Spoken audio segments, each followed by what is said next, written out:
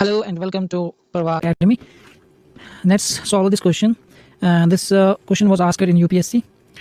So let's start the question. As you can see, the question is asking about the continental drift, the evidences that were provided through this continental drift theory. First of all, we should be knowing that this continental drift theory, this was proposed by Alfred Wegener. This was proposed by Alfred Wegener in 1912. Alfred Wegener in 1912, and it was published in 1915 in his book. So let's now read the question. The extra point that you needed to know this Alfred Wegener continental drift theory. The question is asking you, which of the following are the evidences of the phenomenon of continental drift? The belt of ancient rocks from Brazil coast matches with those from Western Africa. The gold deposits of Ghana are derived from the Brazil Plateau when the two continents lay side by side. The third point is the Gondwana system of sediments from India is known to have its counterparts in 6 different land masses of the southern hemisphere. So when we read about this continental drift theory, it was based on the one core idea, that was that all continents were once joined together in a single supercontinent, and that supercontinent was called Pangaea. That supercontinent was called Pangaea. Okay. So the Pangaea around 200 million years ago break, and then this Pangaea breaks down and drifts apart.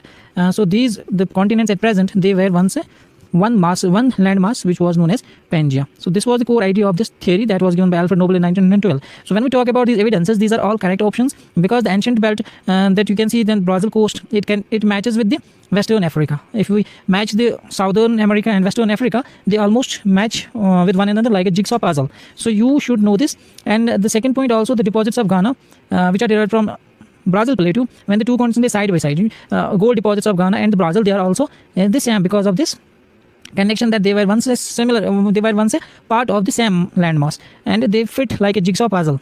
Okay, so these are all correct options. The correct answer for this would be C. C would be the correct answer. Now if we talk about this Pangaea was divided into 2 land masses. One was northern landmass, which was known as Laurasia, and the Pangaea was divided into Laurasia, which was the northern side, Laurasia, and one was on the southern side, that was known as Gondwana land. And if you talk about the Laurasia, present in North America, Europe and Asia, they are the part of that. And if we talk about the Gondwana land, present day South America, Africa, India and Australia, they are also the part of Gondwana land. So this was the question that was asked. So you should be knowing about this theory that was given by Alfred Wegener. However, he could not give the evidences about the movements of these land masses.